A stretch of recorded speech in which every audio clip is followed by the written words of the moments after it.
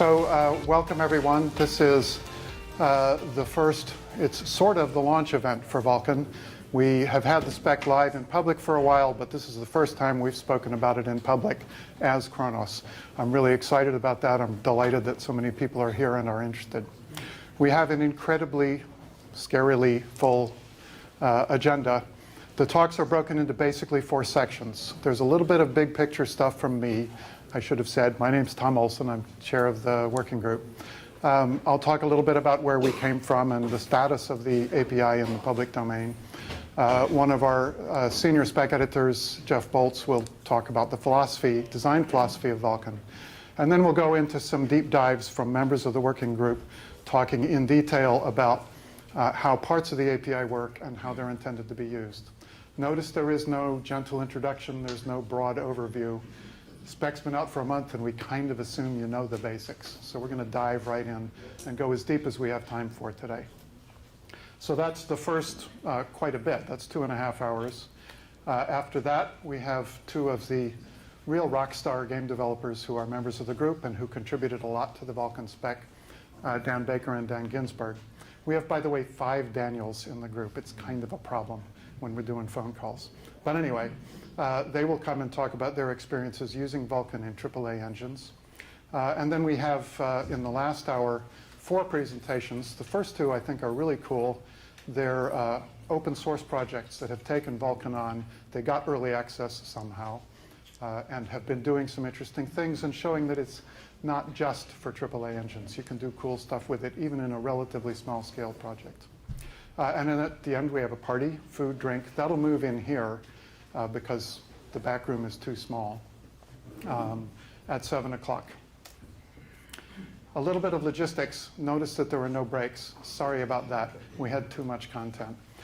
If you need to get some coffee or you need to get rid of some coffee, your best bet is to wait for a Q&A between talks. You go out and turn right. If you go all the way back, straight back, you end up where the coffee and the water are. And if you go back and turn right at the elevators, that's where the restrooms are. They're key protected, so you need to enter 3636. Remember that number. The folks out there can help you. Oh, it is. Excellent. Thanks. I'm going to be absolutely, can't do that, can I? I'm going to be merciless about keeping the speakers on schedule because, as I said, there's no slack.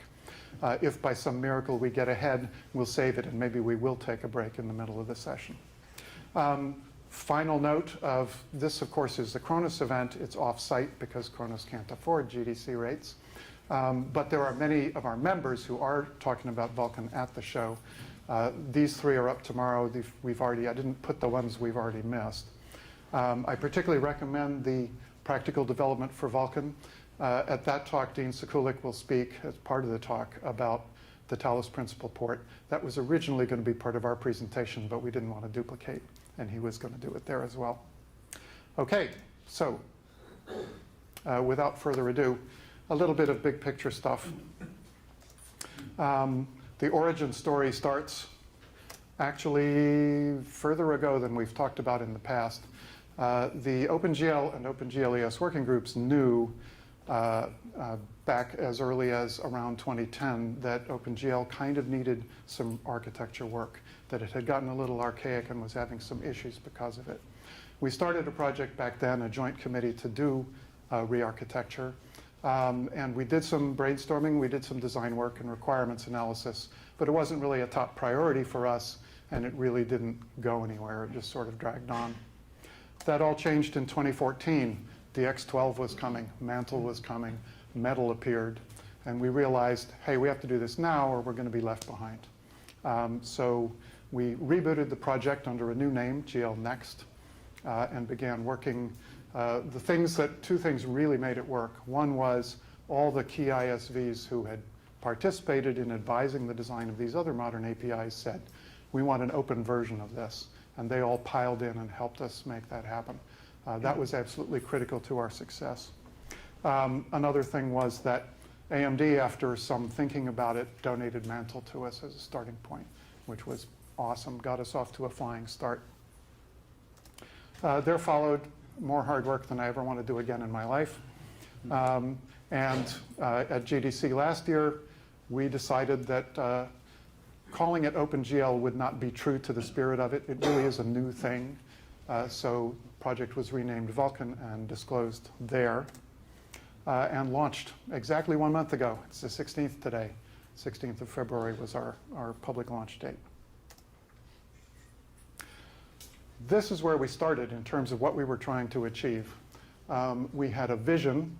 First of all, start from scratch, wipe the slate clean, architect it from first principles, and then a bunch of technical goals motivated by things we knew were wrong with the existing APIs in the open space. I'm not going to go through them in detail because you all know what they are. You all lived through that. What I will claim, without trying to prove it here, is that we kind of think we did this. Every one of those, I think I'm prepared to defend that we met that technical goal in some sense. I will admit that you can quibble about some of them. Clean. We said a clean, modern architecture. Have you read the Vulkan spec? Well, you can argue about whether it's clean. If you think clean means simple, it's not simple. But there are good reasons for it. If you think about it, Vulkan, don't think of Vulkan as a graphics API. It's an API for controlling graphics and compute hardware. And so, of course, it has pixels in it, it has vertices in it, but it also has command buffers and descriptors and memory pools and all the things that real hardware needs to work. And that's where the complexity comes from. We did work quite hard. We made several passes trying to make it as regular as we could, to make the API signatures consistent, the arguments in consistent order. We probably didn't do it perfectly, but we did work hard and think about it. The other thing at the very end, the last goal was improved reliability and improved consistency. Everybody complains about GL bugs, and they complain about differences between implementations. I have to tell you the truth. It's early days. We have a bunch of implementations out there, but there's no content, or very little, to validate against them. We have a conformance test, but it's immature.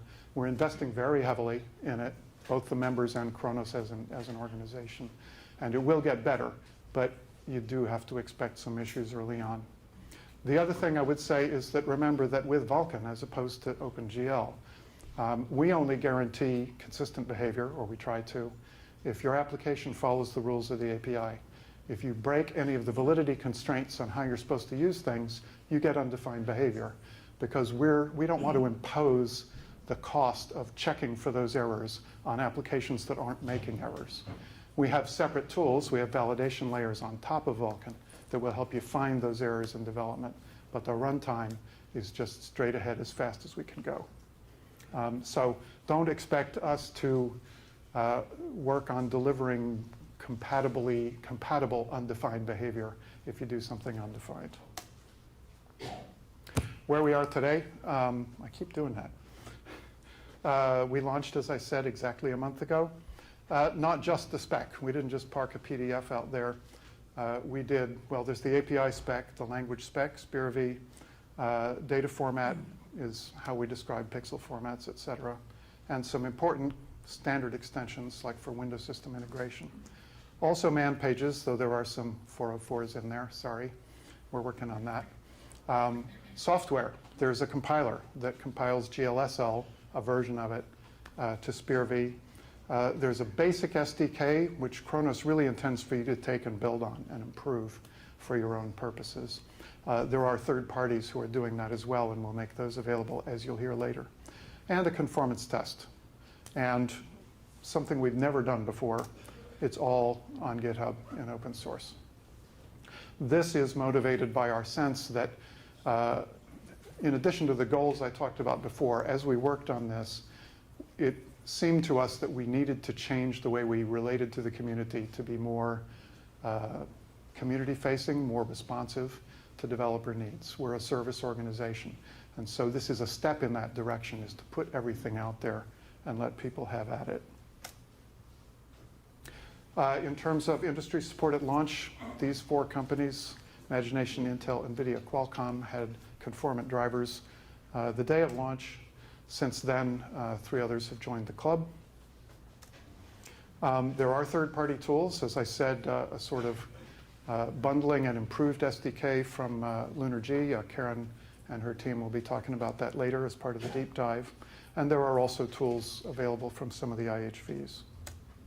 There was even a game, which is cool. We didn't know this was coming until like a week before launch, when Dean called us up and said, hey, I got this thing. Do you want to brag about it? So that's awesome. Thank you, Dean. Platform support. We are, cross-platform is in our DNA as Kronos and as OpenGL people from way back. It's what we want to do. We don't control all platforms. Windows, Microsoft's probably not going to go out of their way to expose Vulkan, but they're going to allow us to, and the IHVs are doing that. They're delivering drivers on Vulkan. As well, many flavors of Linux and special purpose platforms like Steam. And of course, as a mobile guy myself, I'm extremely excited that Android has announced that they're going to adopt this. Am I right about that there is now a public commitment for a particular version? Android N will expose Vulkan, which is so cool. And by the way, I should say, Google's commitment to the process all along has been awesome. They're spearheading the conformance test. They're investing very heavily, and it's fantastic. I wanted to say a bit more about the open source move. This was a new thing for Kronos. We've never really done anything like this before. We tend to sit in a little room and do our thing. And there are some reasons for that. New spec development, because of these things called patents, kind of has to be done quietly. But open sourcing all the artifacts related to 1.0 seems to have worked pretty well. We are still working on the CLA. We underestimated the lawyer throughput. So we can't take your pull requests today. That's coming, and it's coming as soon as we can make it happen. Probably within 2 weeks. Next week. Yay, thank you, Neil. Neil's leading the charge on that. So we'll start taking pull requests against both the code and the specification at that time. We take issues now. You can go to GitHub and file anything you like. The thing that has blown me away, we didn't really know what to expect. Would anybody notice that this was out there? We've had incredible response. I mostly track the spec because I'm a spec guy. We've had since launch 127, well this was Sunday night, 127 issues opened, which is awesome. Some of them are, you dummy, why did you do it that way? Well, you might be right, but we can't do anything about that. The spec is out. But we've had lots of people pointing out, the header would be easier to use if you changed the defines and guards to work this way. So we did that. People have pointed out errors. You used this enum when you meant that one. We fixed that. It has really been great for us, and it has helped us to rub the rough edges that every new spec has off in record time. I will say, if you read the fine print there, 66 issues open, 57 closed on Sunday night. We're doing our best to be responsive, and we have dedicated time every week to bash through publicly raised issues as fast as we can. We're behind right now. We are working on our process to catch up, but we are committed to making it happen. This is a long-term, and as I said, we'll make it happen. So to close up my portion of the talk, and Jeff's getting ready back there, turning back to the theme of where did this come from and how did we get here. From a business point of view, from an ecosystem point of view, these are the industry segments and the industry players that made Vulkan happen. And of course, I'm incredibly grateful to them for that. They paid the bills. From my point of view as committee chair, of course, I know companies don't do work. It's people who do work. And so from my point of view, these are the people who made it happen. This is the whole Vulkan team and the whole SpearV team, except for a few guys who didn't come to the meeting and did the whole thing on the phone. How you do 3 days of meeting on the phone, I don't know. But I'm eternally grateful to them for their hard work and for making this happen. Many of them, the people you're going to hear from today are in this picture, just a few are not. Our next speaker, if you could start on your way up here. The spec was crowdsourced, kind of. It was a community effort. But if there's one guy who was indispensable to the project, and who certainly by commit hash count was the most active contributor to the specification, it was Jeff Bolz at NVIDIA. He's going to talk about philosophy of Vulkan. Welcome.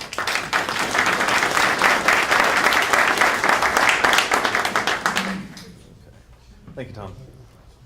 So my name is Jeff Bolz. I'm a software engineer at NVIDIA. I've been working on Vulkan and previously OpenGL for more than 10 years. Today I'm going to talk about some of our design goals for Vulkan, including what it means to be an explicit API, some portability issues, and how our goals translated into the final API, giving some examples with multi-threading and render passes. So what does it mean to be an explicit API? It's really about providing information at the right time. And the right time is usually early and off the clock. This means predictable performance costs, creating pipelines, allocating memory, all the expensive stuff is under the application's control. And it also means no driver magic on the clock, less driver guessing, less late decision making, less heuristics. And so that translates into simpler drivers, but it also gives the application better scheduling control over where CPU work happens and where GPU work happens. And we do this not really by making a low-level API or a thin API. We do it by maintaining higher-level abstractions. And this is in contrast to a truly low-level API, which to me means a thin layer over a specific hardware implementation with little abstraction. And that really wouldn't be possible given the wide variety of hardware that Kronos supports. If we had a truly low-level API, applications would be forced to code IHV-specific code paths, and that's not something we wanted. That was an anti-goal for us. So Vulkan tries to be thin for the work that happens on the clock primarily. And there have been some catchphrases in the last few years, making such and such the app's problem and getting the driver out of the way, and those aren't really problem solving. That's not really what we did with Vulkan, at least in my opinion. And so, in a sense, we solved a different problem than we set out to or than we were asked to. But I think we solved the right problem, and I think we're better for it. So portability is obviously hugely important in Kronos. It should be possible to write a Vulkan application that can run on a wide variety of hardware, and moreover, it should be possible to write a single code path that can run efficiently on all that hardware. So it's really important to avoid mutually exclusive code paths. And a couple examples of where that came up. Some hardware has fixed function blending and fixed function vertex fetch, and others just use programmability to implement it. So to avoid that kind of dichotomy, we keep the fixed function description in the API. It's part of the pipeline creation state, and it can be translated either to fixed function hardware or to programmability. And that all happens during pipeline creation. All the information the implementations need is there. There's no draw time recompiles to deal with it. So there's really a strong desire to avoid forking the ecosystem due to those sorts of implementation details. In general, we want to limit the differences to the kind of things that can be expressed as caps bits or limits. And Vulkan does have caps bit hell right now, but we're trying to organize that into feature levels, and that's something we should have available soon to give people a real target to code to. Here are some examples of state that is ignored on some implementations, or things that just behave differently if you venture into undefined territory. Image layouts are mostly ignored. Layouts and layout transitions are mostly ignored on NVIDIA's hardware, but they're used on AMD's hardware and on some other implementations.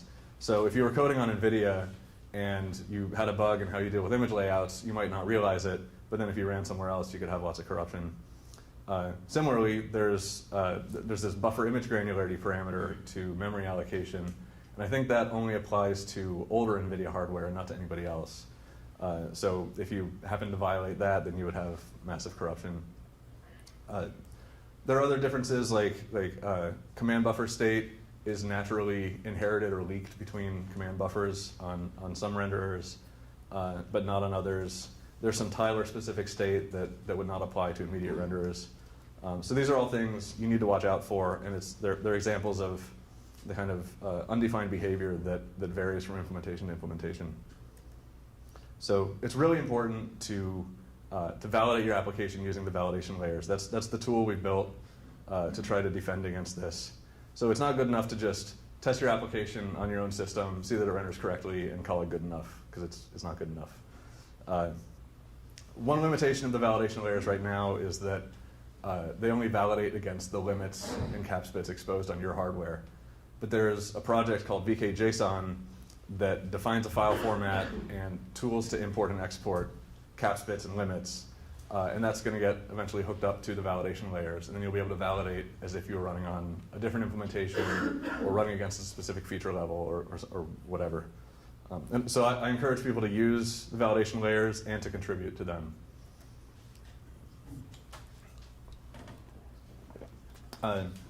So multi-threading was obviously a disaster in OpenGL. And so it was a top priority for Vulkan to get right. So here's a quick summary of how multi-threading works in Vulkan. All objects are not threadifying, and this means they can be used on any thread. There's no thread local storage. There's no COM-style apartments. You can use them anywhere. However, most Vulkan objects are not thread safe, and this means the driver does not do locking and mutexing for you. Instead, each use of an object is classified as being externally synchronized or not. And an extern sync usage allows no other concurrent use of the object, and that usually means the object is being written to or modified. So some examples of that would be destroying any object is extern sync for that object. Recording commands into a command buffer is extern sync for the command buffer. Submitting command buffers to a queue is extern sync for the queue. And then non-extern sync non-extern sync uses are allowed concurrently for the same object, and that's usually read-only accesses. So 99% of the time, when something is non-extern sync, it means there's no synchronization necessary, and only very rarely does it actually mean that we designed it to be internally synchronized, and the driver will necessarily do some locking. And that 1% is for pipeline caches, and I'll touch on that in a few slides. Additionally, we added some new objects to the API, primarily to assist with multi-threading. If you think about how command buffers allocate memory, it's all automatically managed by the driver, or almost all automatically managed by the driver. As you're recording commands, the system automatically allocates chunks of memory to record them into, and there's a trade-off to make. If you allocate small chunks of memory, then you have to go to the allocator frequently, and there could be a lot of locking contention. On the other hand, if you allocate large chunks of memory, then you can end up wasting it. So descriptor sets have a similar problem. It's potentially even worse because the descriptor set allocations have a fixed size. And so we introduced these pool objects to assist with scaling here. So from the driver's point of view, these pool objects are intended to be implemented as simple lock-free allocators. And they're extern sync everywhere they're used, so the driver doesn't have to do any locking. And from the app's point of view, the intent is that you would use a unique pool per thread. Or more realistically, you would actually use multiple pools per thread, round-robining between them, between frames. That means that the driver doesn't have to do the locking because it's extern sync. The application doesn't have to do locking because it's only using one in each thread. And so this is an example of the driver and API and application all cooperating to solve this problem, rather than just making it the application's problem. The next object I want to talk about is pipeline cache. A pipeline cache is an object that captures reusable information during pipeline creation. It's similar to our get program binary. It's also kind of similar to the D3D12 cached blobs. The D3D12 cache blobs have an issue that was pointed out to us during Vulkan development by one of our ISV members, and that's that they're too unique. You get a distinct blob for every pipeline you create, and so even if there's only one tiny little different bit of state in the pipelines, in two pipelines, you can't actually share the blob between them. So we ended up with a design that's actually more similar to what some drivers have already implemented, which is automatic disk caching of shader compiles. But the automatic disk caching has the first run problem. The first time you run an application, you haven't seen the shaders before, they're not in the cache, and you stutter each time shaders get compiled. So pipeline caches attempt to address that by not only offering reuse within a run, but also being able to save it out, reuse it on a second run, or even share it on another system. So what I would like to see in the long run is systems like Steam or Battle.net actually distributing these as part of application installs for whatever the newest drivers are. And so then you could have a great experience not having the stutters on the first run. So some examples of how pipeline caches can reuse things.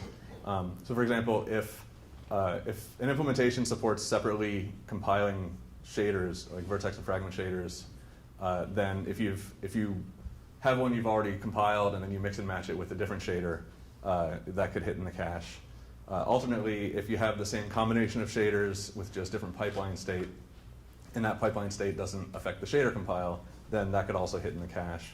Or if you have the same shaders with different specialization constants, that could hit. And really, it's just whatever happens to work for an implementation. There's a lot of freedom for the drivers to optimize this, doing whatever is best for their system. And one of the reasons I wanted to mention pipeline caches is that they have this unique threading interaction. They're, I think, the only instance of an object that's internally synchronized by design. And the reason for this is they're used in the create pipelines commands. And these are the most expensive commands in the API. They can take many milliseconds. And you can't expect the application, we as the API designers can't say, you have to take a lock around that command. It just wouldn't be good design. So instead, we leave it to the driver, and the driver is able to take a lock at a much finer granularity. It can do it only when it's actually probing and adding data to the cache, and it doesn't have to do it. It doesn't have to hold on to it while it's doing shader compiles. And so this allows a single cache to be used and shared between multiple threads.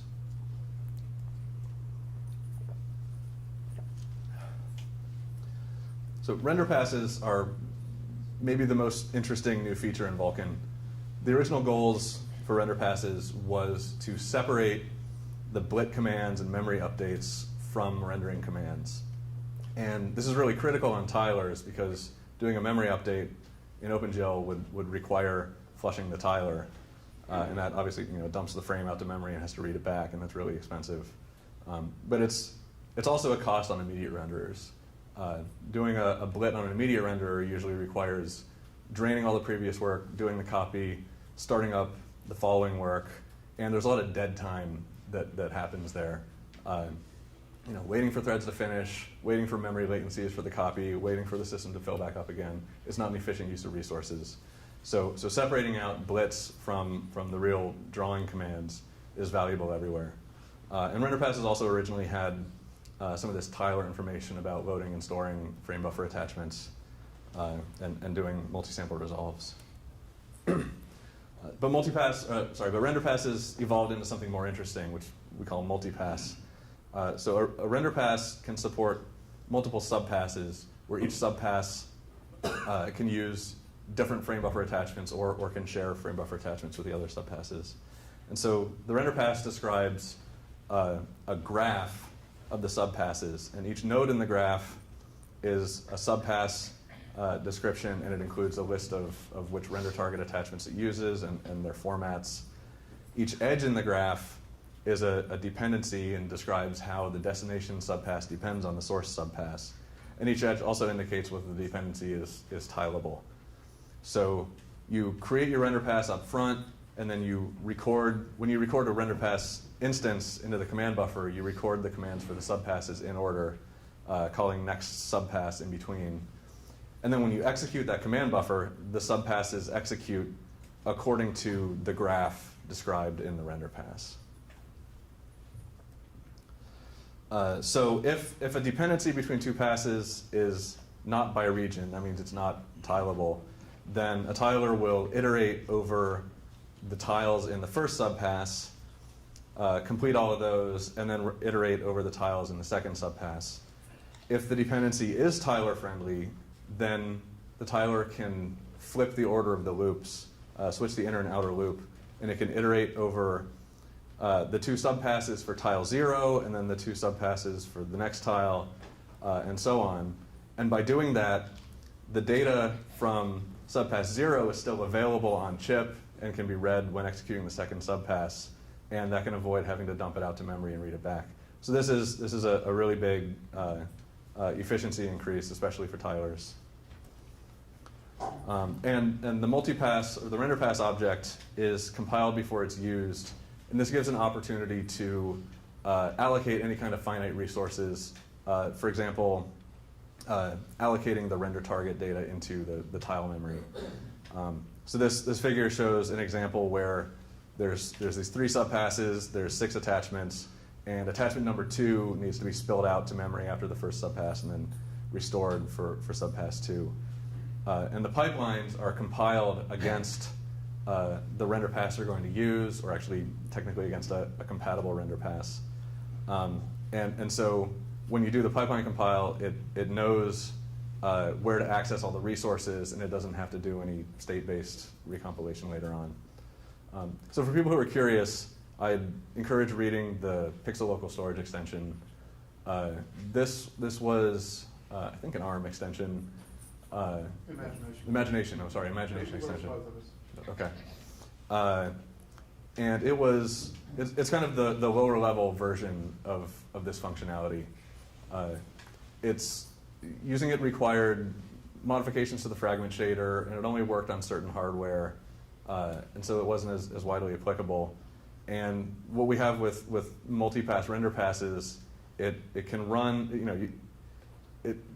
you can write your application in a way that you can take advantage of this performance feature, but you do it in a way that you can run your code on any system. You don't have to rewrite your shaders for it. And despite that, it actually offers potentially better performance than the lower level extension. So this is an example of when building a really good abstraction for this actually benefits everybody, even the people who had previously done the lower level extension. So to conclude, early on we were really concerned, as Tom mentioned, about Vulkan only addressing a really small section of the market, only really being viable for those companies that had a lot of resources and could really deal with different code paths for different situations.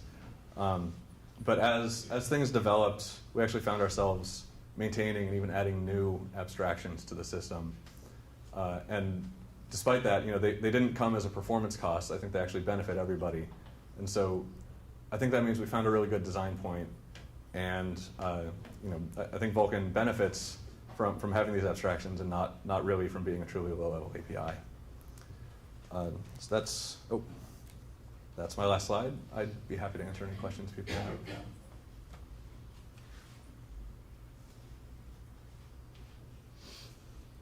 Come on, guys. I raced through it to leave time for questions. Is Graham up? All right. There's a question.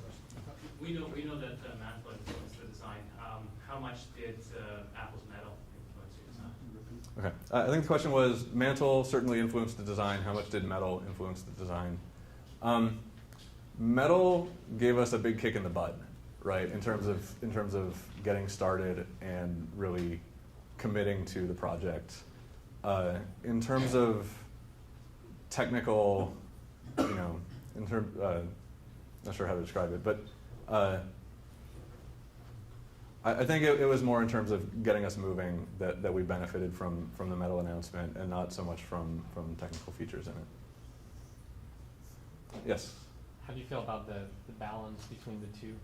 Metal has less details, less edges, less stuff to worry about. Yeah, so the question was, I'll paraphrase. There's a design trade-off between Metal and Vulkan. Metal is a little more challenging to use. Vulkan is a little more challenging to use. Metal is a simpler API, easier to port to. I think there's a place for both, and it's similar to asking the question of where does OpenGLES and OpenGL still live in the ecosystem. And I think there's a presentation about that later. But I think depending on people's developers' experience levels and what they're comfortable with and what systems they want to target, I think there's a good place for all the different APIs. Yes? About the pixel local storage, is going to be any way to know the amount of storage that you can count on? Because if not, even if you do the code agnostically, if you put too much data to be stored there, you can go out and then you are going to run into performance problems. Mm-hmm. So is there any way to control that? Okay, so the question was, using the pixel local storage model as an example, how do you know if you're going to run out of memory, and how can you tune to avoid running out of memory? That information is not exposed in the API right now. That might be a good situation for a vendor extension to expose a hint for how much to use. But one of the benefits of the API as it is now is that you describe how you're going to use things, and then the driver can decide which things are best to spill based on whatever the hardware details are. So if you go over the amount of tile memory available, it doesn't just fail. The driver will spill it intelligently and hopefully do a really good job of it. Hopefully better than an application could have done with the lower level API. Okay, well, if there's nobody else, I'll turn it over to Graham. Okay, hi everybody. I'm Graham Sellers. I work for AMD on Vulkan stuff. And this is the first session in our deep dive sort of block of the day. So I'm going to get into some API details and best practices for using part of the API. In particular, I'm going to be talking about memory allocation in Vulkan. It's something that's kind of easy to get wrong, but it's also a tool to really make the most of the sometimes limited resources that are available to your application. So start with the memory management topics. There's denial, there's anger, there's bargaining, and so on. I mean, don't get me wrong, it can be really painful. But if you do it right, it's very, very powerful. So actually what I want to talk about, there's three things. First is pooled objects. Jeff just touched on that in the design overview. I'll give some concrete examples here. There's host memory allocation, which is system memory, malloc, basically. And then there's device memory allocation, which is the memory that is used to back buffers and textures and images and things that the GPU will be using. So first of all, pooled objects. Right? Some of the objects in Vulkan are allocated in pools. Right? These are command buffers and descriptors, which Jeff just mentioned. Also, queries are managed in pools as well.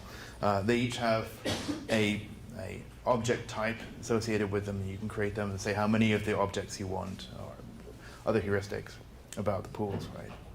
Right? The pooled objects are not thread safe. So you create several pools, you'd assign a pool, or maybe more than one pool, to each thread, and then that thread is then free to go and allocate from the pool objects that it needs on the fly without worrying about contention with other threads. It's lockless. It's basically a single-threaded model once you have the pool. And it's up to the application that no two threads hit the same pool at the same time. And also, when you free the pool, all the objects in it are returned to the pool or freed. It's also possible in some cases to reset the pool and say, right, put everything that I've taken from the pool, put it back. I'm going to start again. So this is kind of like a frame per frame thing where you'd be allocating objects on the fly from the pool, and then when you're done with a chunk of rendering or with the frame, you return them back to the pool, and it all goes real fast. Okay. So the command pools are where command buffers come from, and the reason for this is that as you call Vulkan commands, there's no practical upper limit to a command buffer. It would have been very difficult to say, I want a command buffer that's going to hold 400 commands, because the size of a command is completely hardware dependent. So we needed to be able to allocate these things on the fly. And so that memory comes in the pool. And the application guarantees that you're never going to be building two different command buffers allocated from the same pool from different threads at the same time, because building the command buffers sort of indirectly accesses that pool. But a single thread can still create multiple command buffers on the fly. Add a command to this one, add a command to that one, and so on. And they can come from the same pool. But the thread owns the pool, right? So it's a high-performance, single-threaded allocator. The next type of object is the descriptor pool. This is where descriptor sets come from. And the reason for this is, well, we probably want to be able to update descriptors on the fly, page in textures and bind them into pipelines, into command buffers, so that you can use them from your pipelines. But the descriptors themselves, at the hardware level, are generally kind of big arrays of homogeneous stuff. So if you want 1,000 textures, it doesn't make sense to manage them as 1,000 separate little tiny memory allocations. You want just a big fat array of 1,000 things, and then when you want some for a descriptor set, you just pull them from this pool. Again, the pool is not thread safe. You can either, say, use a dedicated resource management thread that owns the pool, or you can create a descriptor pool for each thread, or however you want to manage these things. Right? Take a lock around it. It doesn't matter. I mean, don't do that. But yeah, I mean, it's your problem, application's problem, or opportunity, I suppose. And then query pools, they work slightly differently than the other pool objects, but they're conceptually the same. You have this sort of large number of homogeneous objects, right? A query object, in many cases, might just be a 64-bit number in memory somewhere. So making a separate allocation to create a query object would not be a good idea. It wouldn't be performant, it would fragment your memory, and it would make it very hard to batch up queries. And a lot of applications render 300 things with a query around each one, and then to give me all the results from all the query objects. If they were all over the place in memory, that would be a terrible thing to do. So query objects are allocated in pools, and it's a contiguous allocation, and a query itself is just an index within a pool. Right? So that makes batching results. Give me all the results from these queries in this pool, and then grab the results. Okay, so those are the sort of three pool objects. This isn't really directly related to memory allocation as much as object allocation, but it is kind of an important topic. Okay, but now we get on to the actual memory allocation. Right? We've got host memory, we've got device memory. Host memory is the CPU memory, the stuff that you get a pointer to and just poke at. Comes from malloc or new or whatever you have. And device memory is the device, the memory that's physically part of the GPU usually, or is at least memory that the GPU can see and use. So first we'll talk about host memory. Right? Host memory can be owned by the application. You don't have to use this feature. The driver can call malloc or whatever it's going to do internally, but it does allow you to provide your own callback functions to allocate memory. So most object allocation functions take a pointer to this VK allocation callback structure, which contains a user data pointer, which can be anything you want, and then a list of allocation functions. There's a hierarchy of these memory allocators. So when you create your instance, you hand an allocator, and the instance can allocate memory it needs from that allocator. When you create the device, you're giving it an instance against which to allocate the device, but you're also giving it another allocator. It could be a different one. And the device could allocate some memory from the instance, or it could allocate memory from this device level allocator, and so on down the chain. And as you create objects, depending on how the driver wants to manage the object, it may use the per object allocator, or it might walk up the chain. I can get into the technical reasons why you might want to walk up a chain of allocators. And you don't have to supply every single one of them all the way down the chain. You could just say, right, for everything in this instance, use my allocator. Right? But the granularity is there that you can use a per object allocator if you wanted to. So the allocation callbacks basically have function pointer types. You get a alloc, a realloc, and a free function. They look like the prototype I have on the screen here. Free and whatnot are this similar. And so you have the user data parameter is the one that came from that allocation structure, allocator structure. You get a size, an alignment, and then a scope in the allocator, and the scope tells the allocator what kind of thing you're making, right? So you might even batch up your allocator so that small allocations come from here and big allocations come from here. Short-lived allocations come from this chunk of memory, and long-lived allocations come from that. And so you have a lot of information. It's not just new unsigned char, right? It's an actual allocator kind of structure. And of course, you can shove whatever you want in user data. So usually it would be a pointer to an instance if you're a memory allocator class or something like that. But it can be anything you want. When the driver calls these functions, it's called from the thread that produced the need for the allocation. So if you call vk command do some stuff, and that requires the driver allocates some memory, that thread will be the one that calls you back, right? So your allocator doesn't have to be thread safe if you can guarantee that you're only ever going to get called back from one thread. But what might happen is that even if you're using a per object allocator, that if the driver walks up the hierarchy, that you've got two threads creating objects or whatnot, and in both threads the driver decided to walk up to the devices allocator, and now you could be calling the devices allocator from two different threads. So what you might want to do is make a thread-safe allocator for your instance allocator, or device allocator, and then use a fast, free threading allocator for your per object allocator.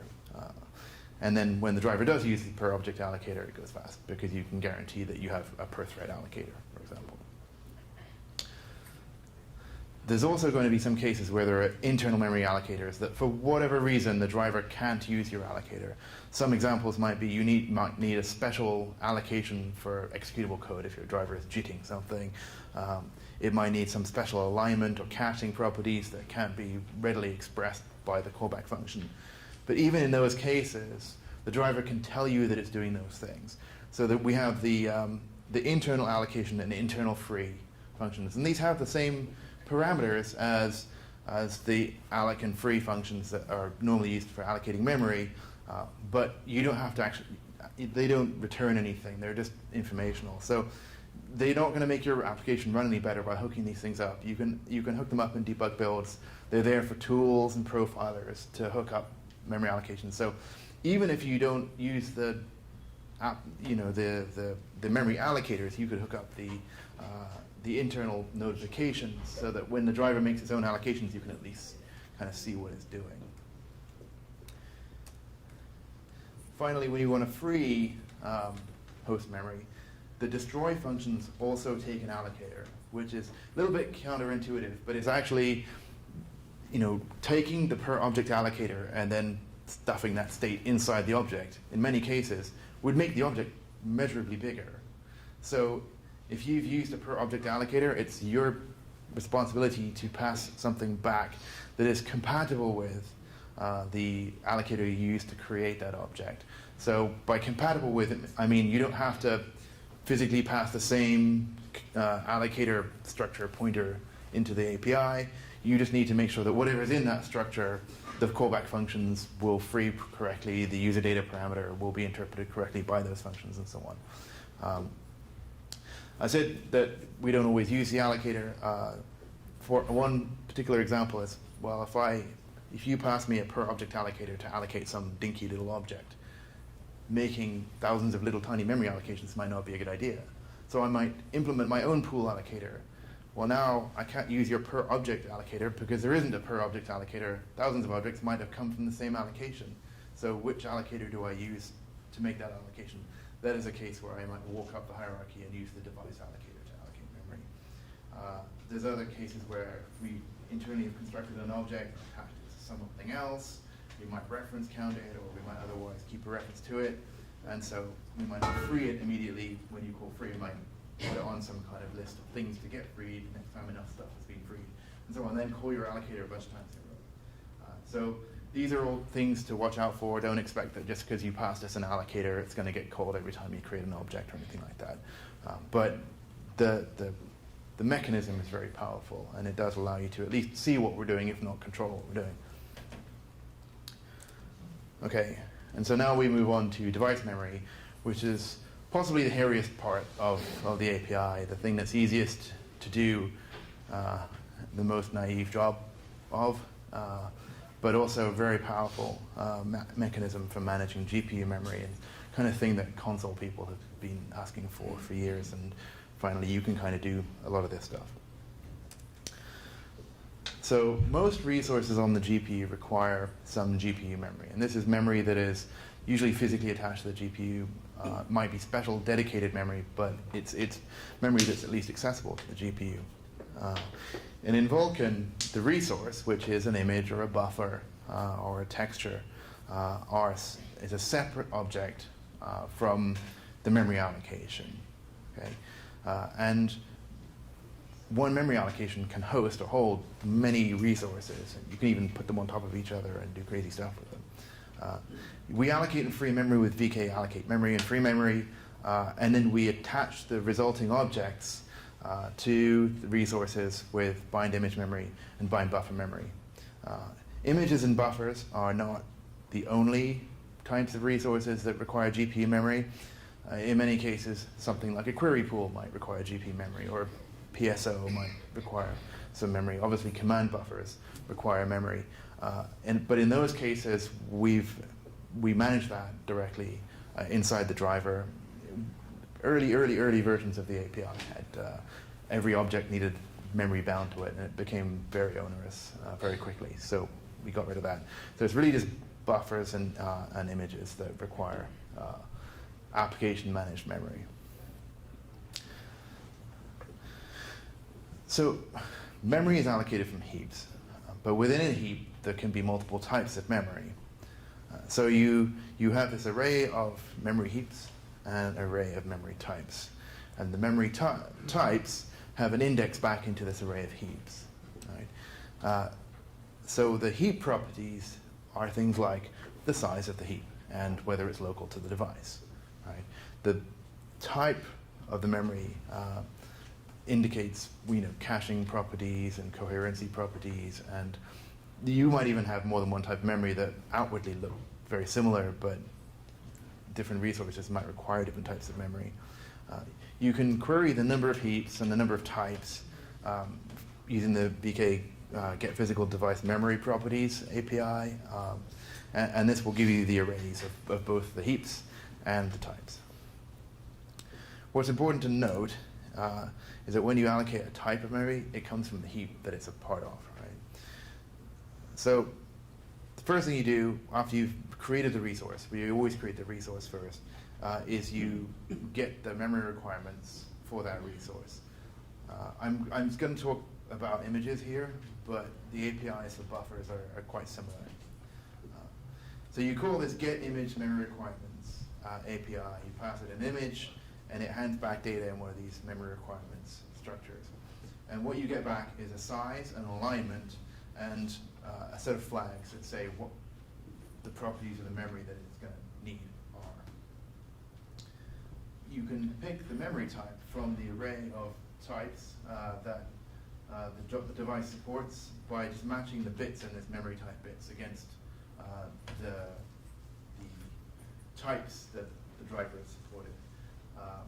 And there's some sample code on the website that says what the appropriate mechanism for iterating through the types is to match them up with what the image says it needs. So we call allocate memory. We pass the allocate info, and this just gives you the size of the allocation and the type. And this is the index into that array. When you allocate the memory comes from the heap that the type refers to. So I might allocate a megabyte of one type of memory, a megabyte of a different type of memory, and now I've allocated 2 megabytes from the heap that they might both be a part of. So there is a separation of types in Vulkan. So perhaps might not be obvious if you haven't seen that before. So finally, we bind the image, the memory to the image by calling bind image memory. There's also a bind buffer memory. And the image consumes as much memory as it needs, starting at memory offset within the memory object that you've given. And you can and should create large memory allocations and then just place your resources in them. You can even place them on top of each other. But in that case, you have to manage the hazards. Make sure that 2 pieces of memory or 2 images that use the same piece of memory aren't both in use at the same time. It's also not well defined at all, really. If you place 2 images on top of each other in memory, that writing to one and then reading from the other will give you anything useful. So you can do that, but don't do that. Like most things in Vulkan, you can do it, but don't do it. Okay. So finally, we can get to freeing device memory. Just call VK free memory. And again, it's your responsibility to resolve hazards. There's no garbage collector or anything. You say free, the driver will free, or it could right there on the spot. So if you have work that's in flight on the GPU that's a few milliseconds out from executing, then in a few milliseconds you'll crash because you just freed the memory that it was about to use.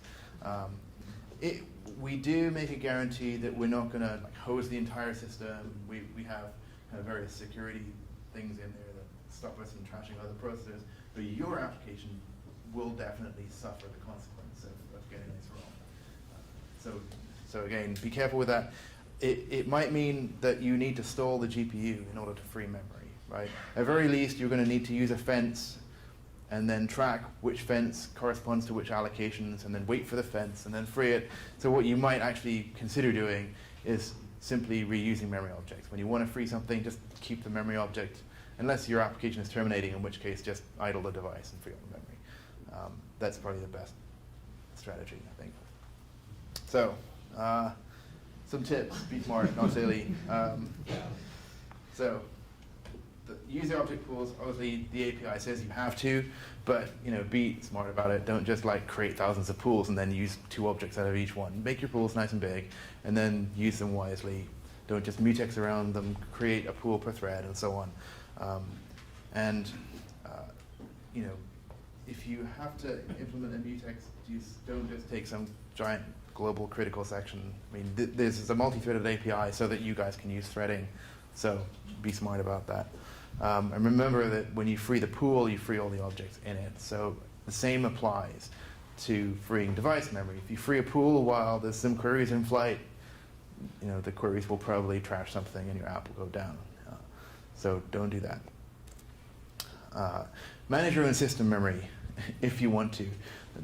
We've been doing memory allocation in drivers for years, and while we get the odd complaint here and there, we're fairly good at it. So only do it if you think you can do a better job than the driver. And be aware that a driver might ignore you and not use your allocator the way that you think it might.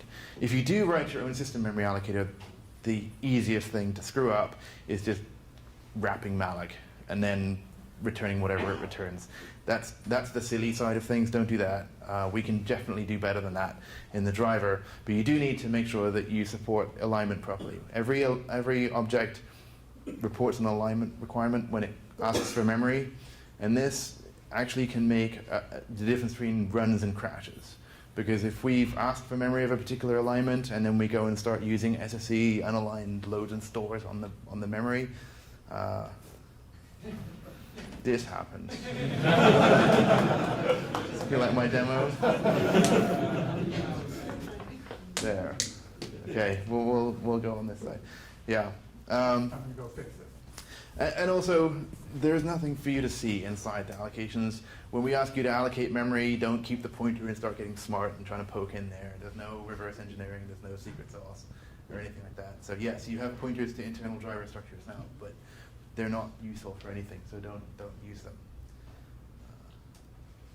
And then finally, on the managing GPU memory side, you do need to write your own memory allocator.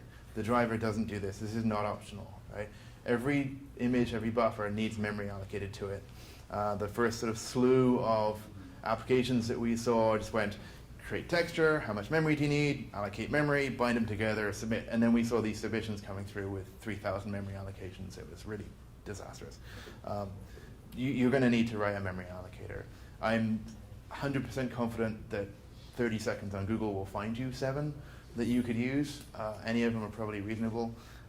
But it doesn't have to be crazy smart, but just don't be crazy stupid with it either. Try to pool your allocations together, try to get lots of objects into each allocation, and try to make sure you, again, obey all of the alignment restrictions. What you might see is that tiling corruption happens sometimes, right? And I think that's about it. I will say thank you. If there's any questions about memory allocation, I don't know if I have time, but. Doesn't it may or may not support high local or post-visible coherency? The general strategy, the question was, do I have any advice for dealing with coherency or other memory properties when you don't know what kind of device potentially that your app is going to run on? And my general advice is, don't ask for something unless you need it, right? So If you don't need something to be coherent, don't ask for coherent allocation. If you don't need something to be mappable, don't ask for it to be mappable, right? Because on a UMA, everything might be mappable anyway, so then you go and ask for everything to be mappable, and it just works. And then on a system that's not a UMA and it's got a little tiny slidey window of mappable memory, and you've asked for mappable memory, you run out of memory instantly. Even though there's like 4 gigs of memory on the graphics card, you can't map it. So yeah, for coherent and for persistent maps and for mappable at all, only ask for it if you really need it. And treat it as a scarce resource. Any other questions?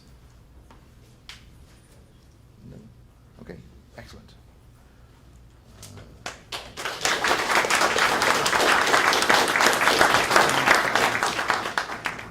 So, good afternoon.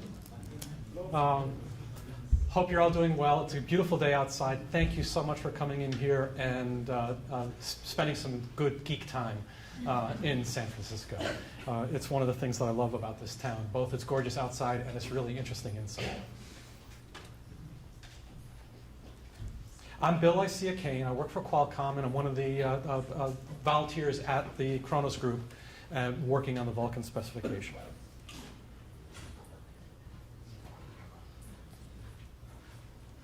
Let's try that again. Sorry about that. Okay. So I'm talking about command buffers and render passes and subpasses today. Jeff went into some of the overview of them. I'm going to go in a little bit deeper and hit you with some of the bits and bytes and what's going on. And also, Graham talked about the pools, and I'm going to go into that starting. So command buffers, command pools and command buffers. I want to make sure that you understand that there are several states that command buffers go in, and that we have primary and secondary command buffers, but no more, just primary and secondary. So here's a diagram of the way the pools work. Pools are in the middle, and that's where allocations of the objects comes from. Host memory, Graham was talking about that with the allocators that you can provide. So either we'll use the device allocator or the instance allocator or your per object allocators, depending on how you've used the API. And like Graham was saying, we're going to use one of those allocators, and you're not necessarily completely convinced which one we're going to get to you. So host memory gets pulled into the command buffer pools. The command buffers take that memory from the command buffer pools.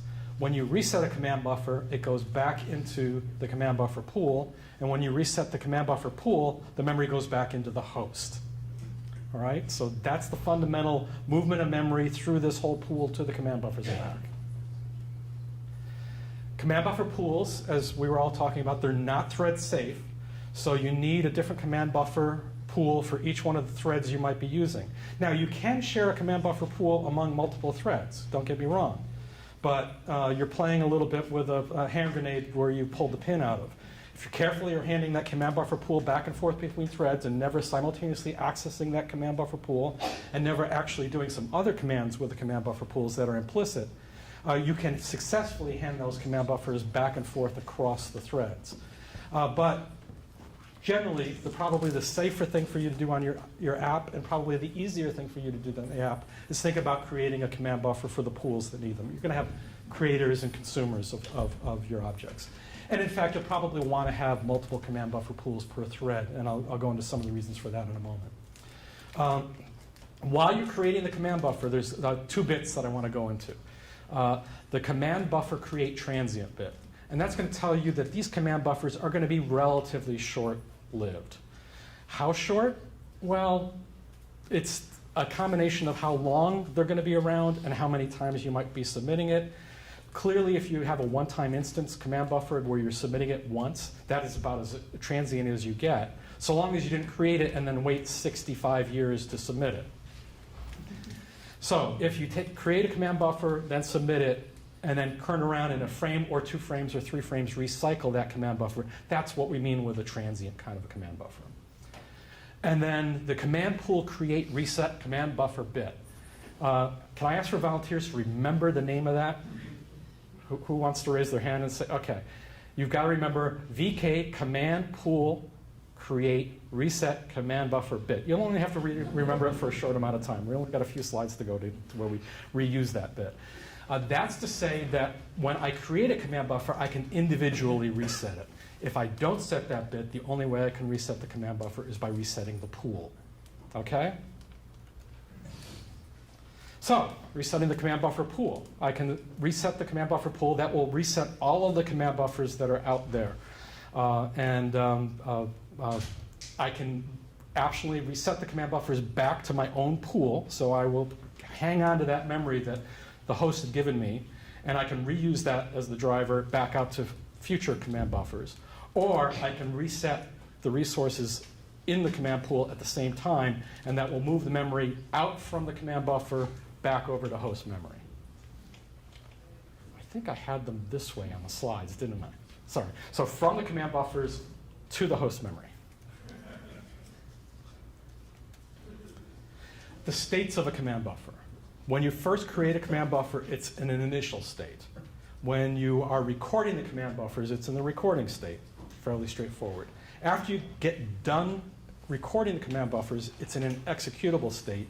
And finally, it's in a pending execution state if you submitted them or you've executed them from a primary command buffer. This is where the allocation allocator stuff comes in that Graham was talking about. So you can allocate command buffers.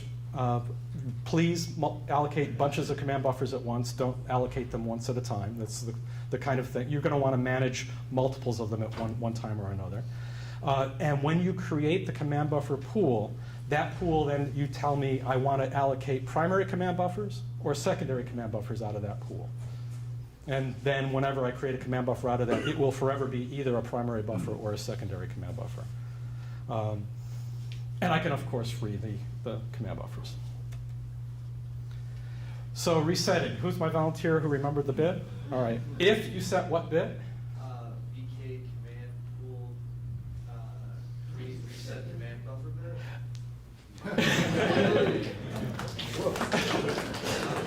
Very nice. If that command buffer has been created with that command buffer bit, then you can do a reset it.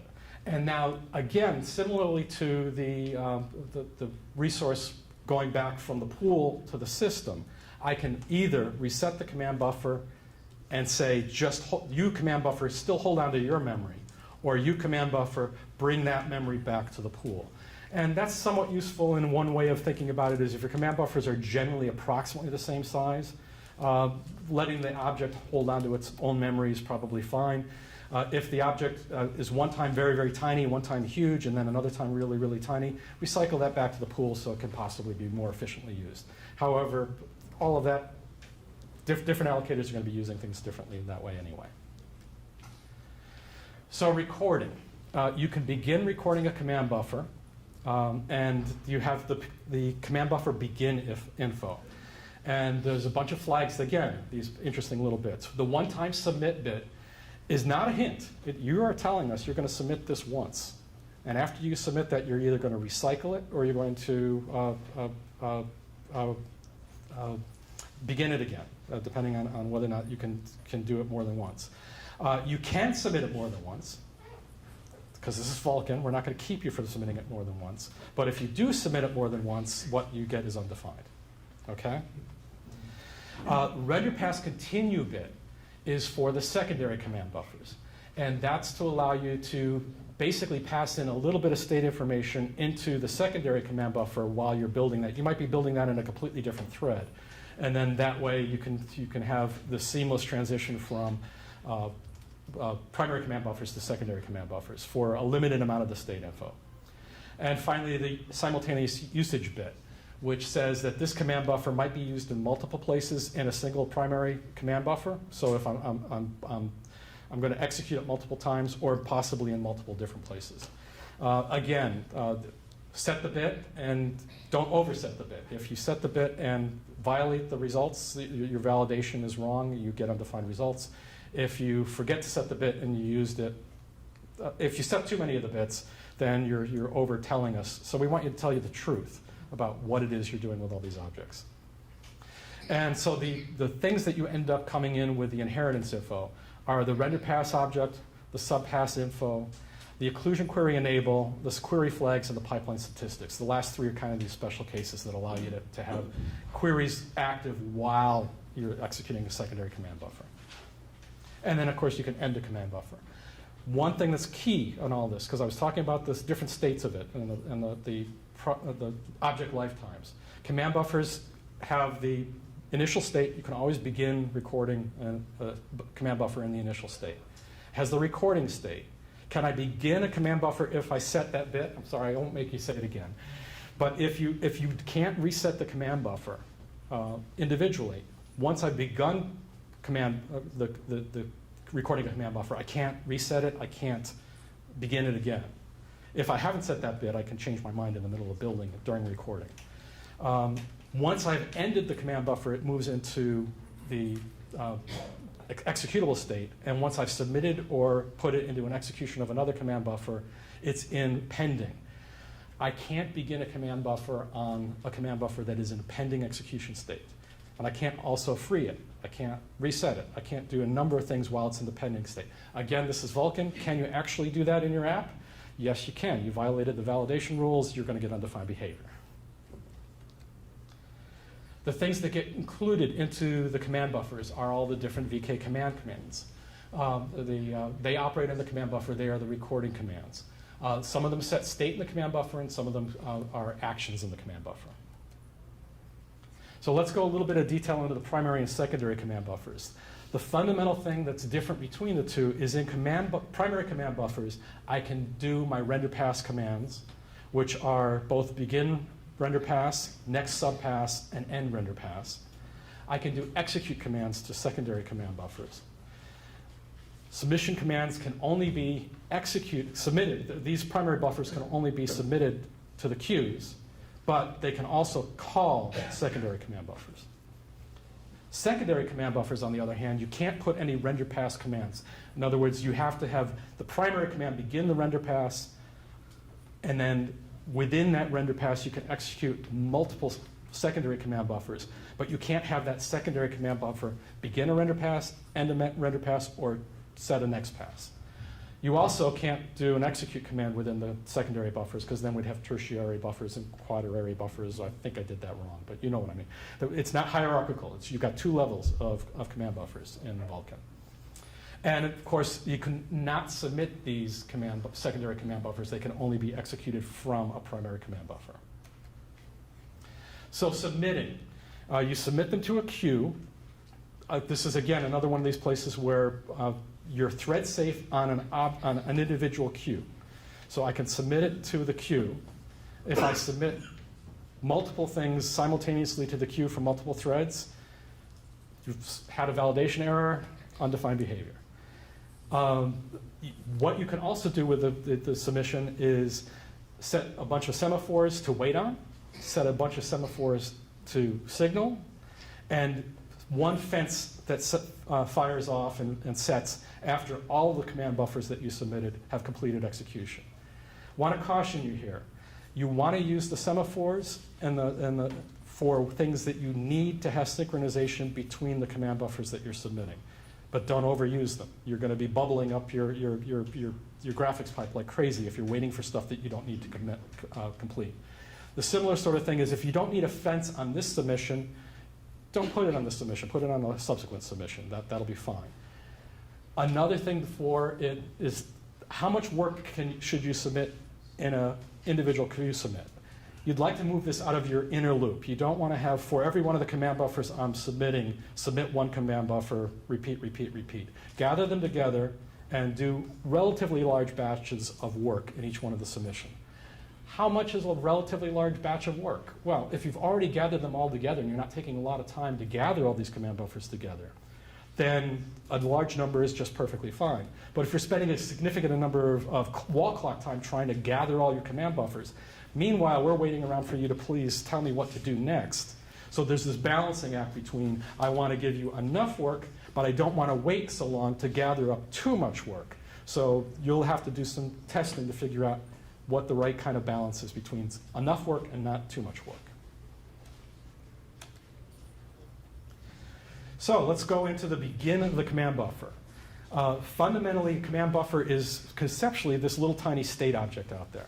And you start out with no state defined after the beginning of the begin.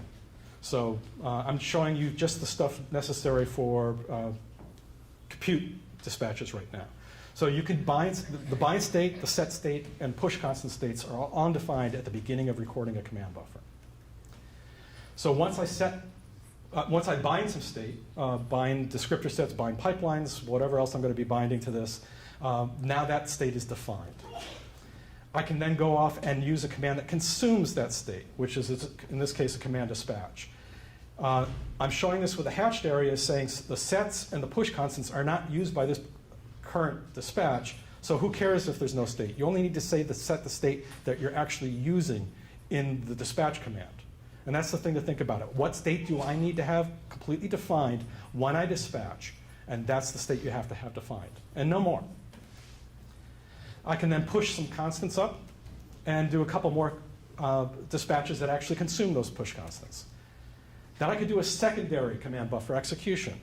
The state of the command buffer resets to undefined. When I return back from that execute, I don't know what the state of the command buffer is anymore. So then I have to go and bind and push constants and maybe do a couple more dispatches all over again. Execute again, undefines the state, and so on and so forth until you end up to the end command buffer, when finally now all that state that you've set in there is completely well-defined within that command buffer, but it doesn't bleed out to any other command buffer anywhere else in the world. Got it? The secondary command buffers, we're only talking about the compute case again. So bind, set, and push constants. And then you can go and do things like bind the objects, dispatch, bind some more objects, dispatch a bunch of stuff, set some push constants, dispatch, and finally come along in the secondary one. When you've done executing the command buffer, the secondary command buffer, none of that state bleeds back up to the primary command buffer. So again, completely self-contained state within that small area. So now let's talk about the render passes and the subpasses. First, again, we're going to come around to creating these objects. The render pass, when you create it, you're going to have an attachment count telling me how many things I'm going to be using that are effectively, one way to think about it is things that I'm going to be writing to during the render pass. And for everything that you're going to be writing to with the frame buffer writes, you're going to end up creating an attachment for that. Also, you need to create attachments for things that you might want to preserve between subpasses. And this is where you're also going to come in with your dependency count and the dependencies between the subpasses. Jeff mentioned those earlier on today. So the attachments. So Graham mentioned before that the memory might alia. You can perfectly well go off in Vulkan and bind memory from multiple different places to different objects, or the same memory to different objects, and end up aliasing the object's memory to one another. By default, we assume that all the attachments do not alias with one another. So if you're doing that, you have to set this bit. Another way that they alias, if you end up using the one attachment in multiple ways in the pipeline simultaneously during the render pass. One time as a RGBA 8 frame buffer and another time as an R32 frame buffer, then that might make alias. And you need to be able to reset. You need to set that bit. And we need to be told what the format of the attachments and what the samples of the attachments are. And the other thing that you're going to be telling us is what you want me to do with all these attachments. And the best way to think about this is, what do you want me to do with the attachments when I first use the attachment in a subpass? And what do you want me to do with the attachments when I last use a attachment in a subpass? For the first use ones, we need to know what you want to have loaded into that attachment. And either you want to load something into it, maybe you want to clear something, or maybe you don't care because you know you're going to completely cover everything with your skybox in the background. Please tell the truth there again. Huge wins on efficiency for telling us correctly that you don't care or that you're going to clear this buffer right off the get-go. And the same sort of thing on the store. Tell us what you need to store and tell us you don't care if you don't need to store. And then I'm going to skip over the layouts. They're just a little bit of a kind of a, Jeff mentioned earlier today, some people use the layouts, some people are kind of ignoring the layouts.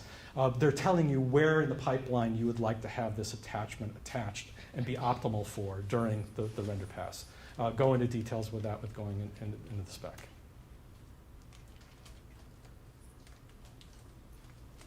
So the subpass description. A subpass, every render pass has to have at least one subpass, so subpass 0. But you can also have multiple subpasses, so 0, 1, 2, 3, and so on and so forth. They'll all have a pipeline bind point for those passes.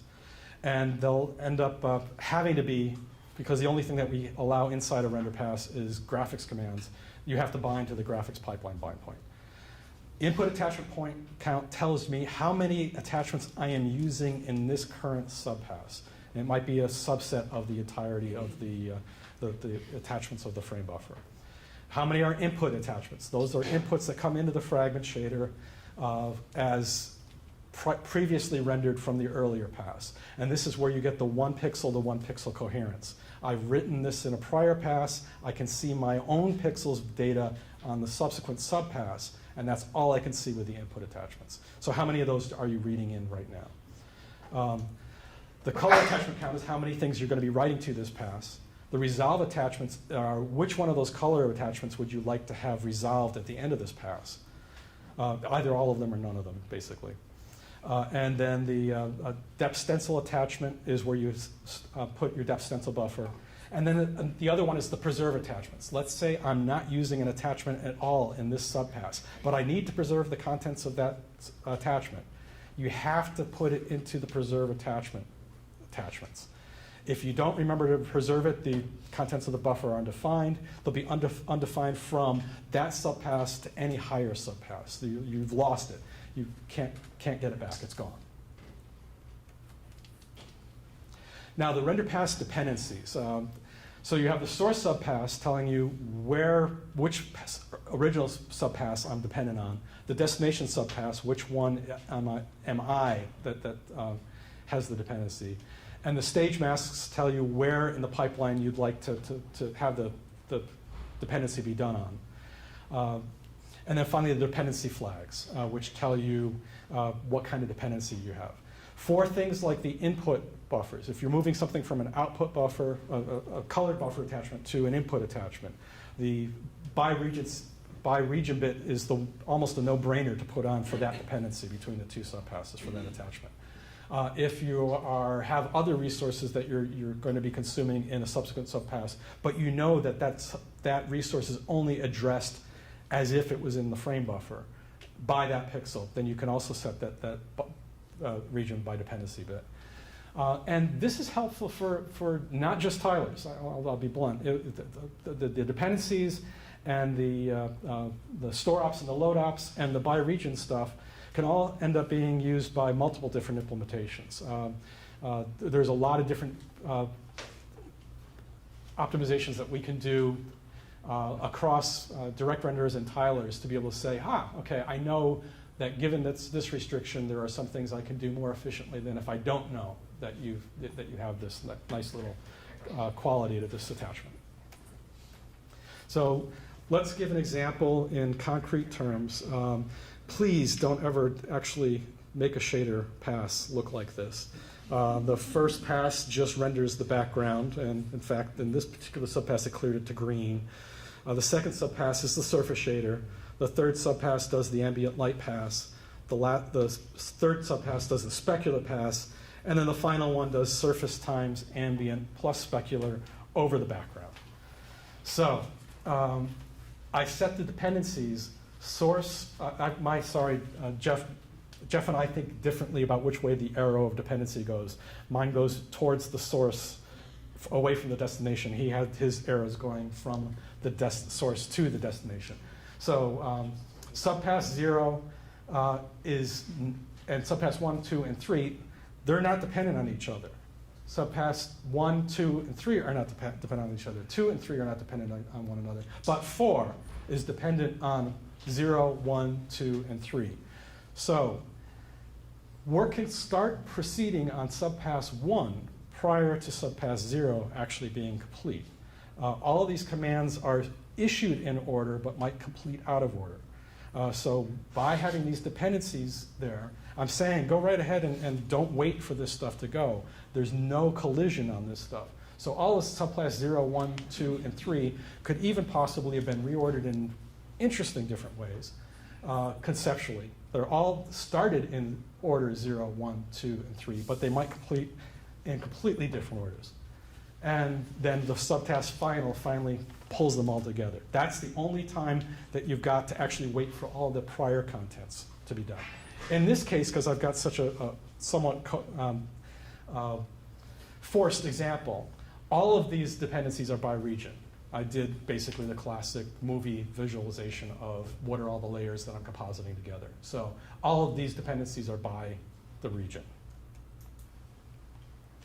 We could begin the render pass, do a next render pass, and end the render pass to get us through the different render passes.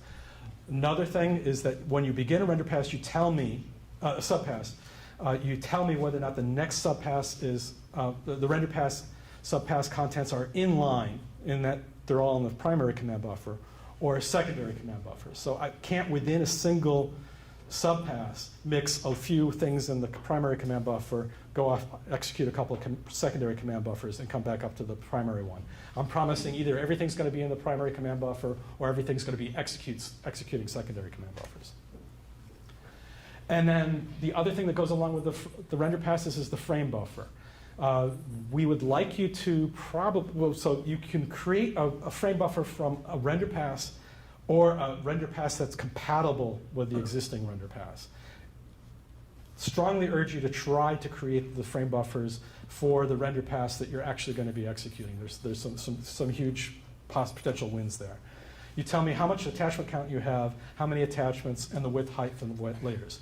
The other warning is don't go with an uber frame buffer where you have huge numbers of attachments that sometimes you're only going to be pulling a few things out of. Try to segregate your frame buffers into rational size frame buffers that have a limited number of attachments in there that you're going to be using for lots of different kinds of render passes, and make specialized render pass frame buffers for those render passes. And then in the command buffers, the other thing that I haven't talked about yet, and I'll be finishing off pretty much what's happening with these things, is some of the commands could go both inside and outside of the render pass. Some of them can only go inside, and some of them can only go outside. So the binds and the sets can go inside of both of them.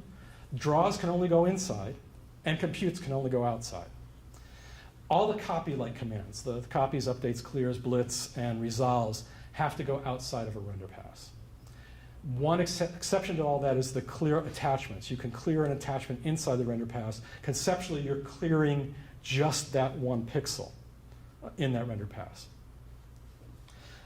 Set events and reset events have to go outside of the command buffer, render pass, but wait events and pipeline barriers can go in both. However, you have to tell us that you have a self-dependency if it's within a single render pass. You have to tell us that you've got a self-dependency before you can go off and use those. And there are some quirks on what kind of waiting and pipeline barriers you can have in. The barrier stuff is coming up in a moment. Again, reset query pool, Graham mentioned these, and the copy query pool results have to go outside of the render passes. And the begin, end, and write timestamp can go both inside and outside of render passes. Push constants could go both, and then finally, the obvious thing is you could begin a render pass outside the render pass. You could do next subpass and end a render pass inside, and you can execute in both. Putting it all together, here's a primary command buffer executing and undefining and redefining its state. And then here's a secondary command buffer that's being executed from that primary command buffer within the render passes. So thank you very much. I think it's time for a couple of brief questions. You got time for one. Okay.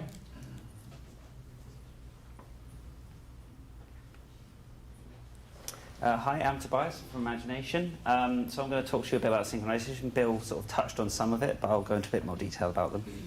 So keeping your GPU fed without getting lit. What do I mean by that?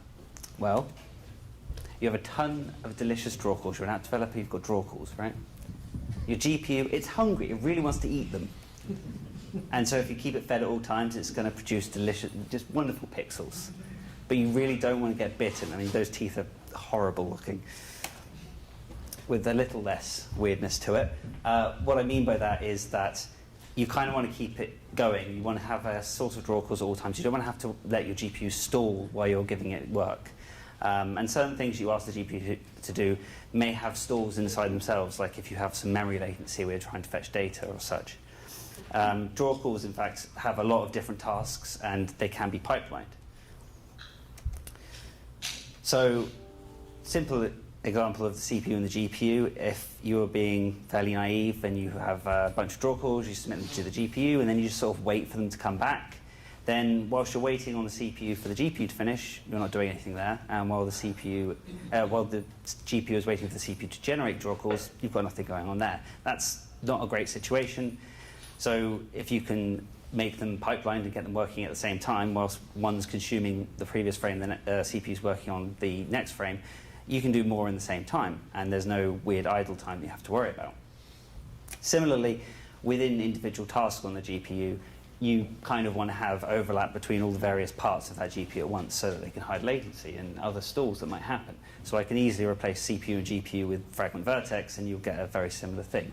It's a little more complicated. There's more shared resources. In particular, the shading processor is usually shared, but there's still benefits to doing this kind of thing. And what do I mean by not getting bitten? So the GPU is constantly looking at lots of different resources while you're rendering, and if you touch any of that stuff while it's doing it, weird stuff can happen.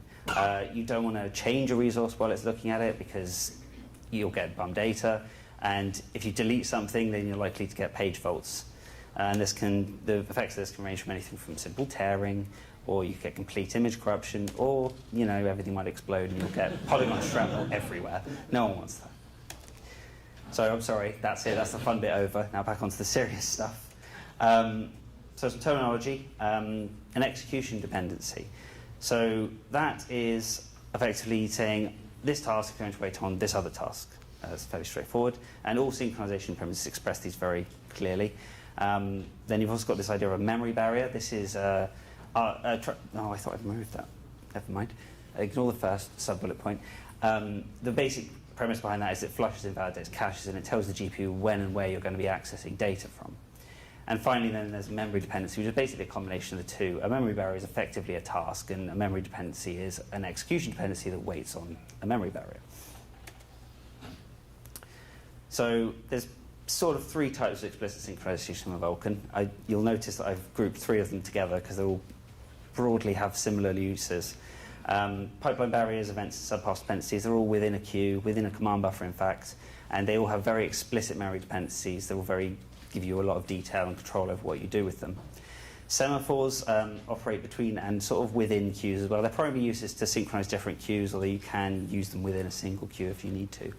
And finally, fences, which allow you to do synchronize the CPU to queue operations. So the first set of that, pipeline barriers. So these are quite in-depth. They're very fine-grained in the fact that they allow you to express a lot of detail. You have to say exactly which pipeline stages in your GPU you're actually waiting on and where you're waiting from. So source stage mask will tell you what task I'm waiting on. So I might be waiting on some earlier vertex processing. And then desk stage mask, you'll say when you're waiting at. So you might be waiting at the fragment stage or another vertex stage, etc., etc. And it also encompasses a bunch of memory barriers to execute. The important thing about pipeline barriers, they're a single point in time. They effectively synchronize everything you've told it before the pipeline barrier with everything after the barrier that you've told it about. And it's a single command function that goes in the command buffer. Events are kind of similar. They express almost exactly the same type of detail. The main difference is that they operate over a range instead of being a point thing. So you have to say when it starts waiting and when it actually finishes waiting, effectively. You have to use a command set event, which effectively triggers it and says at the point this executes, the event will be triggered, and then you have a separate wait command, which at the point that executes will finalize that dependency. They also have CPU interaction, which is quite useful. There's no explicit CPU wait, because we don't really want you waiting on the CPU, so you can query the status. And you can't do memory barriers if you're waiting on the CPU, because it doesn't really make sense. but that is a thing you can do. However, bit of a warning, if you submit a piece of work to the GPU that waits on an event and you don't almost immediately submit a set event somewhere, there's a good chance that an OS may actually time you out, and who knows what's going to happen with that data. It's basically undefined behavior. It's not a super common use case, but it's something to be aware of if you do find yourself needing to use it. So memory barriers, I sort of skimmed over them. There's 3 types. There's the global memory barrier, which is effectively any memory-backed resource you've got in flight at the moment. Buffer and image barriers both define single resources and what you're going to do with them. So global memory barriers, again, it's all memory used by any of the source stages you ask for, and effectively flushes like everything in a cache that would be relevant to that stage.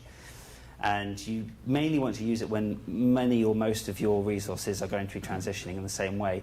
It sort of saves on having to ask the GPU to individually flush different bits of the cache at the same time.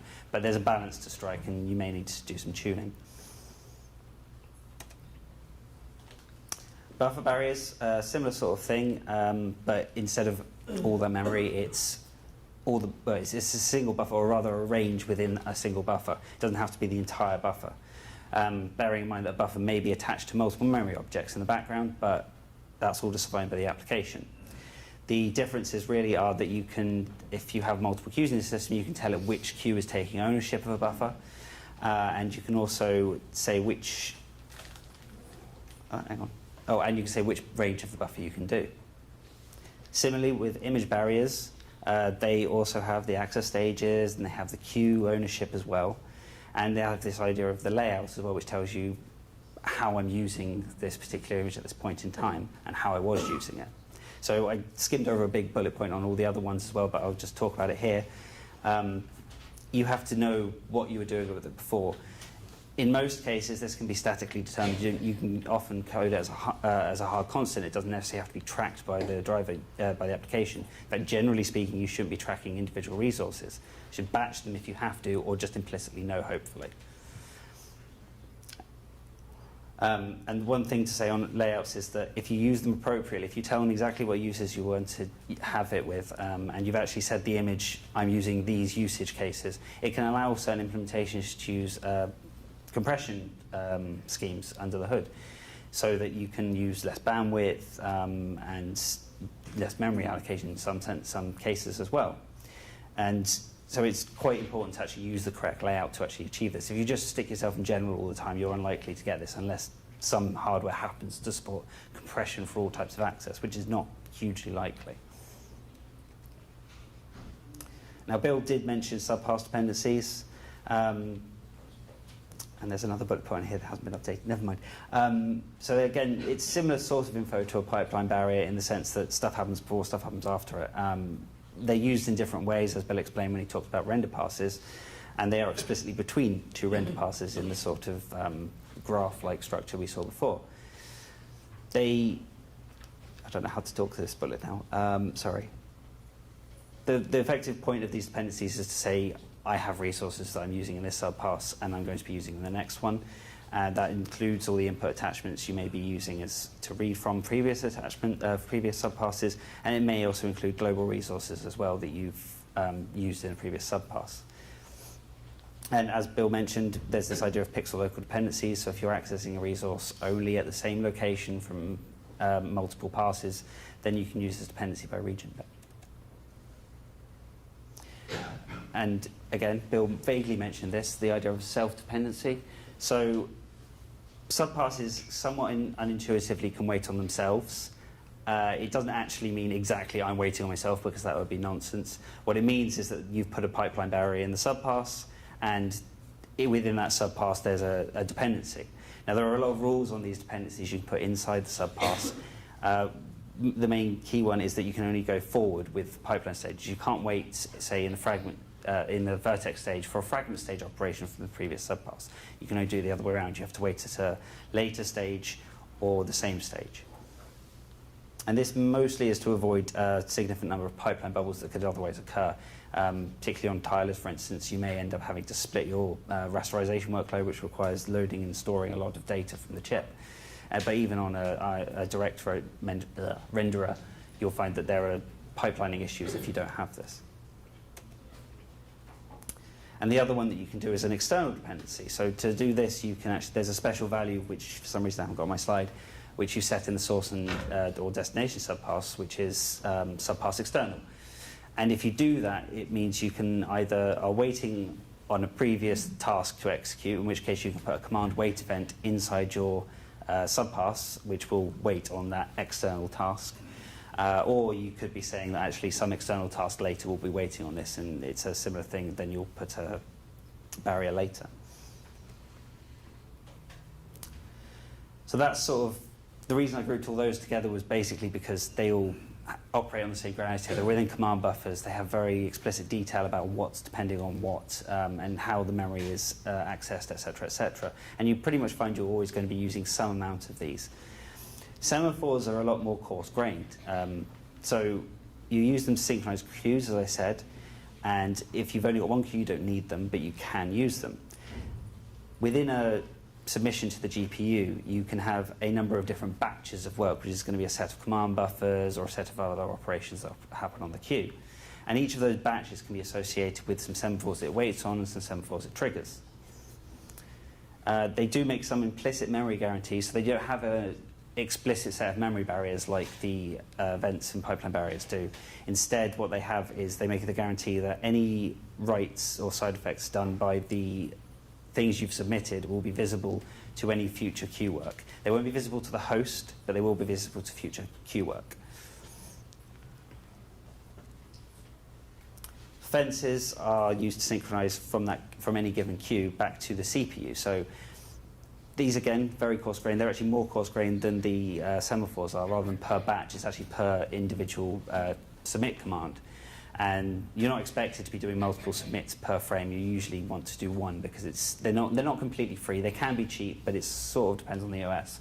But ideally, you should really only be doing one. Again, they make the same sort of implicit memory guarantees as a semaphore does, but that's not. It may or may not be useful to you.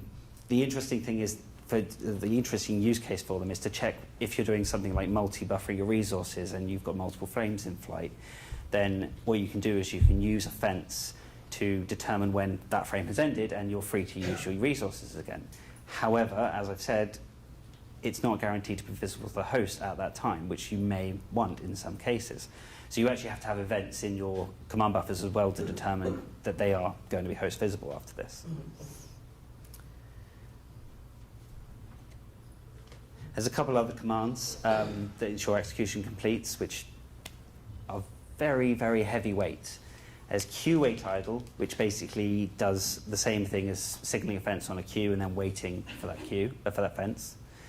And then there's device wait idle, which is effectively every queue on that device I'll wait for in the same way as queue wait idle. They're not something you should be using every frame because they'll introduce that stall that I pointed out in the first set of graphs I had, where you've got your CPU waiting for GPU and whatever else. They're mostly useful when you're doing sort of shutdown things or if you need, for whatever reason, to flush the pipeline. But the idea is that when you're shutting down, you can use that and you can say, right, all my resources are done with, the GPU is not touching anything more, I can now delete everything safely. But it does not, again, mean that you necessarily have all the data written, so you still have to manually do that if you need anything written at the end of rendering. So the guidelines to this, I think people have said this already today. You need to be very careful to specify what you need, and synchronization in particular is very key for that. If you don't specify enough synchronization, specify too much synchronization, you risk starving your GPU and getting those sort of pipeline bubbles. If you miss any, then your GPU is going to bite you, and basically all that nasty stuff's going to happen. Just remember the teeth. If you can think about image layouts, try and, again, specify exactly what you're doing with it. Don't just use general, and if you're lucky, or if your hardware supports it, you'll get some nice frame buffer compression and avoid, or image compression, and avoid an amount of bandwidth that you may have otherwise had to incur. Now, you do get different behavior depending on implementation. Some of them will ignore the layouts, some of them will ignore some or all barriers, and some of them may ignore other bits and bobs, or they may, conversely, really rely heavily on them. It's also worth pointing out the drivers are still being brought up to speed, so there's optimizations to be done. And those optimizations are going to rely heavily on the information you provide them. So you may find that an earlier driver revision or a different driver revision, it works, and because you've got your synchronization wrong, suddenly it stops working when you update your driver. And it's not because we're out of spec, it's because we're suddenly using this information you're providing. So you've got to be very careful to use it. The Lunergy and Kronos validation tools, really you should rely heavily on those for them for these. I don't know that they catch everything right now, but obviously we'll be working on bringing it up. And so in summary, keep your GPU fed without getting bitten.